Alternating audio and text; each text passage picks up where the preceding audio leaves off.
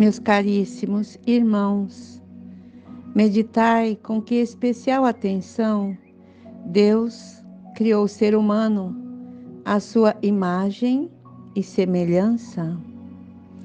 Se, pois, nesta vida de perigos e misérias, não reconhecermos o Criador, de nada nos servirá termos nascido e continuar vivendo.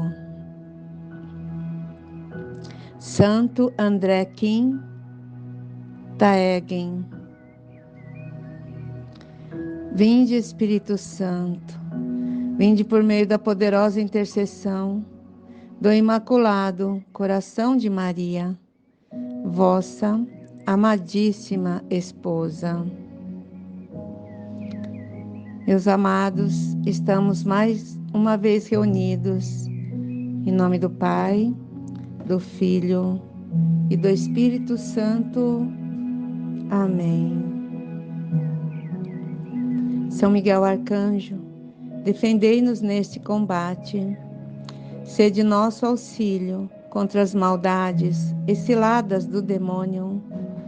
Instante e humildemente vos pedimos que Deus sobre ele impere, e vós, príncipe da milícia celeste, com esse poder divino, precipitai no inferno a Satanás e a todos os espíritos malignos que andam pelo mundo para perder as almas. Ave Maria, cheia de graça, o Senhor é convosco. Bendita sois vós entre as mulheres, e bendito é o fruto do vosso ventre, Jesus. Santa Maria, Mãe de Deus, rogai por nós, pecadores, agora e na hora da nossa morte. Amém.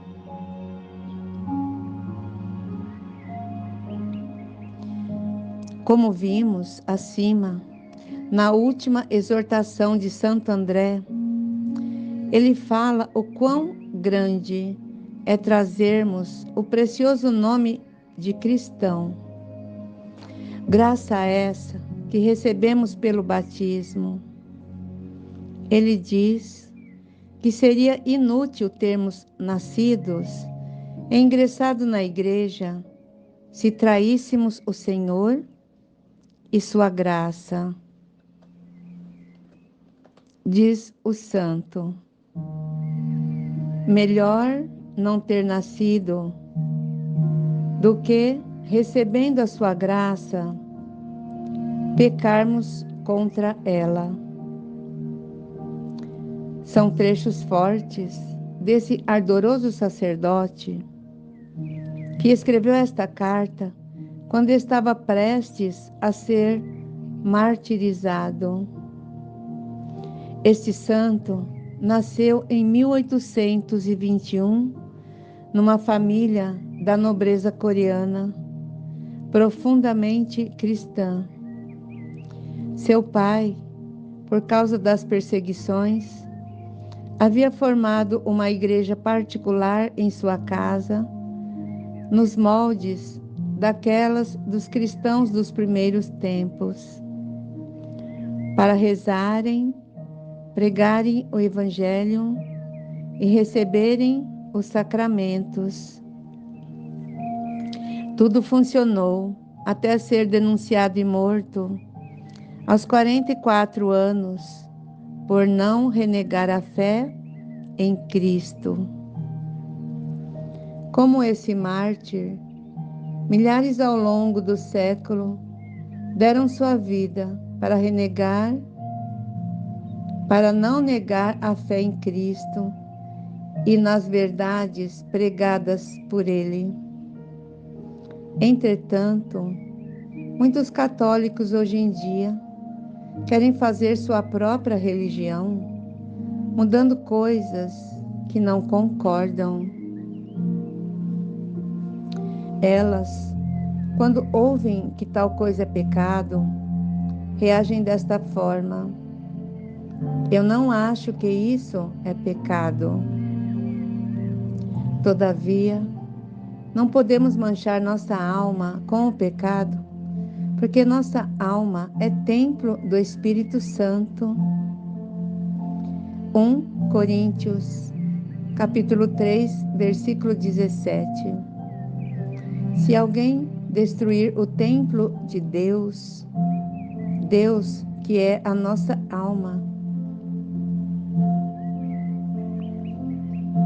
Deus o destruirá. Se alguém destruir o templo de Deus, a nossa alma, Deus o destruirá. Nós fomos santificados em nome do Senhor Jesus Cristo, pelo Espírito Santo do nosso Deus. Diz em Coríntios, 1 Coríntios, capítulo 6, versículo 11. Se Deus nos ungiu, não podemos pecar contra o nosso próximo, nem devemos pecar contra o nosso corpo. Essa é a lei de Deus. Devemos ser cautelosos para não mancharmos nossa alma com o pecado. Mas hoje em dia, cada um quer fazer sua própria lei. Afinal, o que importa mesmo é ser feliz. É a rebeldia de Lúcifer dentro do coração do homem. E Jesus nos alerta: o mal atrai o mal. O mal, que é o demônio, quer nos impedir de seguirmos nas pegadas de Jesus, o nosso Salvador. Por isso coloca coisas em nossa vida para que fiquemos agitados e não ouçamos a voz de Jesus. Ele sussurra em nossos ouvidos para que sigamos nossa consciência individual. Padre Paulo Ricardo nos dá um bom exemplo. Tomemos um exemplo de uma pessoa que vai ao médico. A pessoa tem um problema em alguma parte do corpo. O médico pode pedir alguns exames e, mediante os resultados, aplicar o conhecimento que tem em medicina. Ele não vai questionar a existência da enfermidade, nem reescrever o manual de medicina. Ele apenas vai investigar aquela parte do corpo doente e aplicar o remédio. Nossa consciência individual é como o médico no consultório. O que ela faz olhando para o ato que você cometeu é simplesmente julgar se você está ou não de acordo com a lei moral. Mas ela mesma não faz a lei. O que nós temos que fazer é estudar as leis de Deus, que vem sendo anunciada desde os primeiros profetas e patriarcas. Devemos viver o que a Igreja ensina há séculos, em sua tradição, em seus dogmas, em seus manuais de teologia, na vida dos santos, de tantos que derramaram seu sangue para não ofender a Deus. Então, não cabe a mim dizer o que é ou não pecado, mas, a partir da minha consciência bem instruída, perguntar se meu ato ofendeu a Deus. Ao ser humano cabe conhecer bem as leis morais. Nós não somos legisladores do bem e do mal. A tentação de Adão e Eva no paraíso foi que quiseram ser como deuses, por isso pecaram. Eles quiseram ser como Deus e por isso pecaram.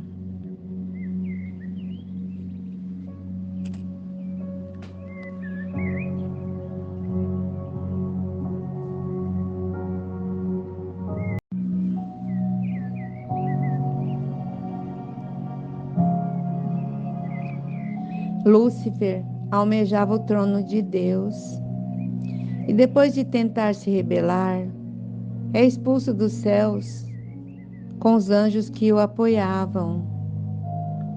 Os anjos caídos são chamados de demônios. Sua queda traz grande destruição à terra e então se inicia uma grande escuridão. E essa escuridão se torna cada vez pior, porque o homem de hoje quer definir o que é certo e o que é errado. Isaías fala sobre Lúcifer, que se tornou Satanás. Já foi derrubada na sepultura a tua soberba, com o som das tuas violas. Os vermes debaixo de ti se estenderão, e os bichos te cobrirão. Como caíste desde o céu, ó Lúcifer, filho da alva, como foste cortado por terra, tu que debilitavas as nações. E tu dizias no teu coração: eu subirei ao céu, acima das estrelas de Deus, exaltarei o meu trono, e no monte da congregação me assentarei, aos lados do norte. Subirei sobre as alturas das nuvens, e serei semelhante ao Altíssimo. E contudo, levado serás ao inferno, ao mais profundo do abismo. Isaías 14, 14. Todo aquele que se rebela contra a palavra de Deus pertence a outra congregação, a congregação dos maus. E Deus diz no Salmo 26, versículo 4: detesto a companhia dos malfeitores, com os ímpios não me junto. A congregação dos maus depois se consumirá no inferno, no mais profundo do abismo, pois se juntará ao anjo caído, o espírito das trevas, aquele que quis ser como Deus e agora quer levar os filhos de Deus para aquele lugar de tristeza eterna. Ele quer perder os homens para que não o recebam na Jerusalém celeste, para que os homens não recebam a coroa dos perfeitos. O que acontecerá com todos aqueles que se juntaram à congregação dos maus e seguiram suas próprias e humanas leis? Jesus nos alerta sobre isso em sua mensagem, que através de Vassula deu a todos nós.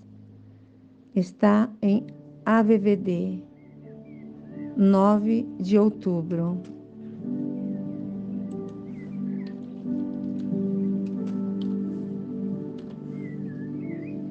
Vassula, ouve e escreve. O diabo e os seus anjos estão decididos a difundir os seus malvados desígnios e a transformar todo o bem que vos mando em coisas venenosas. Eu contemplo a terra com dor, porque muitos ignoram as lições que vos tenho dado, e a morte está penetrando nas vossas casas. Contudo, muitos se recusam a entender que o mal atrai o mal. Minha filha, o mundo, na sua apostasia, está a destruir-se a si mesmo.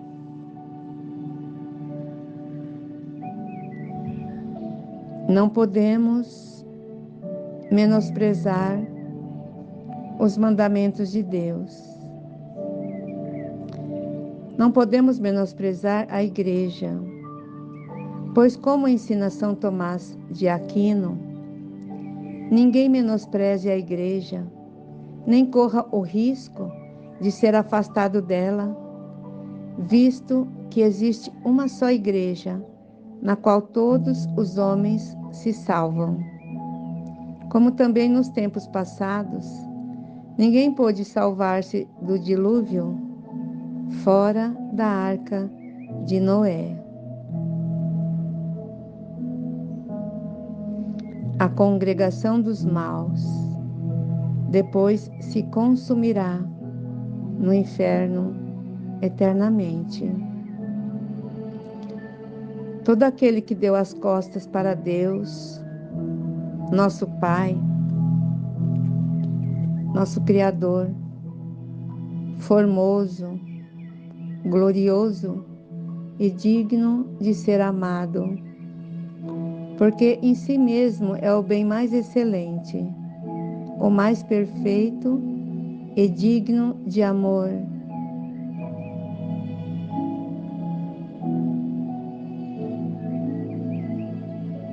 Quando alguém ama a Deus, porque Ele é em si infinitamente formoso, glorioso, perfeito e digno de amor, prescindindo do seu amor e misericórdia para conosco. Aqueles que reconhecem Deus como tal são chamados os filhos de Deus. Há as estrelas e as constelações que, por estarem muito longe de nós, não a podemos distinguir, e contudo são tão grandes e formosas como o sol, que tão prodigamente nos dá o calor e a vida. Assim, o homem, quando o homem não tivesse visto, nem gozado nunca do amor de Deus, eterna estrela do céu, mesmo que Deus não tivesse criado o mundo e nem criatura humana, ainda assim, ele seria grande, formoso, glorioso e digno de ser amado, porque é em si mesmo e para si o bem mais excelente.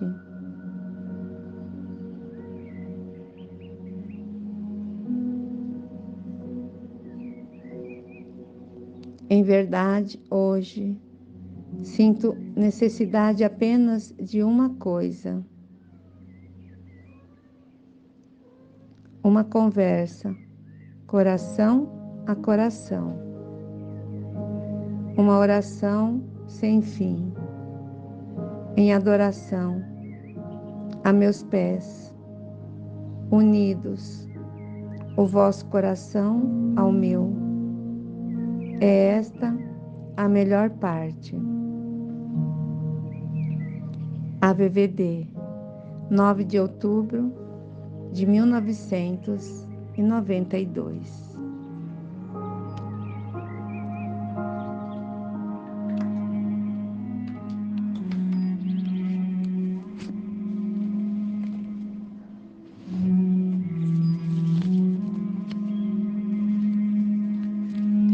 Mensagem do livro Nossa Senhora Fala, de 23 de janeiro de 1971.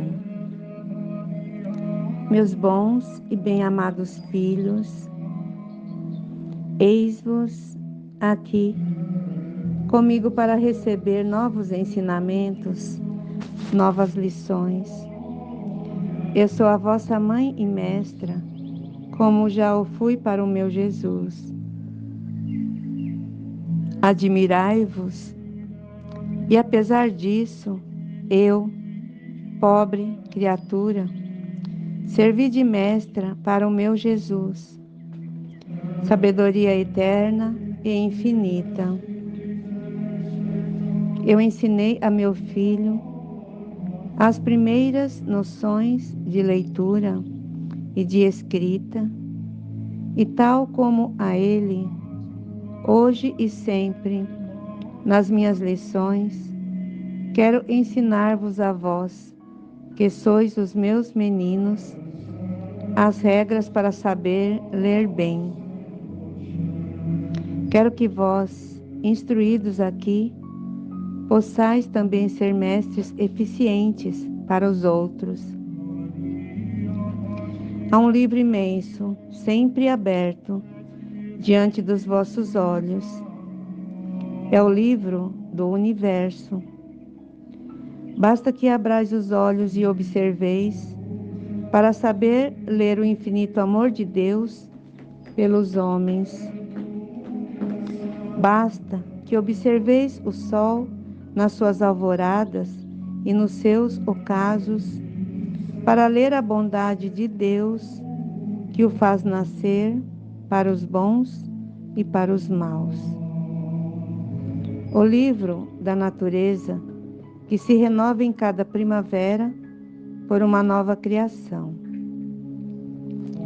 O mundo dos astros e dos planetas, que vedes suspensos por sobre as vossas cabeças, luminosos, de forma a tornar possível aos homens o ver, mesmo durante a noite, faz-nos ler a providência e ordem de Deus, que tudo governa. Mas há ainda outros meios ou formas de vos dar lições de uma bela leitura.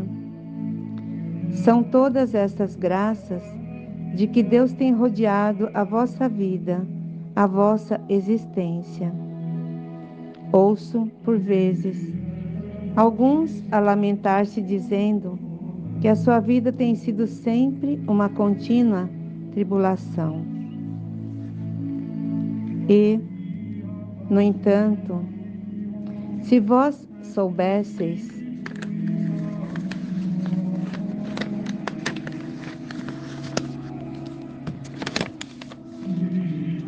se vós pudesseis ler na mente infinita de Deus, quantos cuidados, quanto amor, mesmo de predileção, quantas precauções e mesmo sutilezas fraternas para levar à salvação tais pessoas. Bastaria que vós fizesseis o confronto com tantas outras pessoas que não tiveram como vós o privilégio de nascer num país católico e civilizado. Mas, ainda mesmo, para esses infelizes, nascidos noutras nações, quanta providência, quanta graça, quantas vocações, para que aí mesmo pudesse chegar à luz da verdade. Quantos auxílios, para que no meio de tanta superstição e erro, pudessem salvar-se. Perante este livro aberto, em que ledes a prodigalidade de Deus pelos seus filhos, deveis reentrar em vós mesmos. Eis, pois, como se abre diante de vós um outro livro, em que poucos sabem ler, porque não querem aprofundar o conhecimento, não querem perscrutar para descortinar aquilo que está errado. E o vosso coração é justamente esse maravilhoso livro em que deveríeis poder ler reconhecimento, generosidade, oferta, entrega ou doação, sinceridade, simplicidade, em suma, todas as virtudes que o tornam valioso. Se me prometerdes seguir-me com docilidade, Eu própria vos ensinarei a decifrar, a descobrir os erros de um coração não conforme com o do meu Jesus. E vos ensinarei a escrever nele, com caracteres imorredouros, as letras que serão lidas não apenas por vós, mas por todos quanto vos amam. Adeus, filhos, dou-vos a minha paz, dou-vos a minha sabedoria.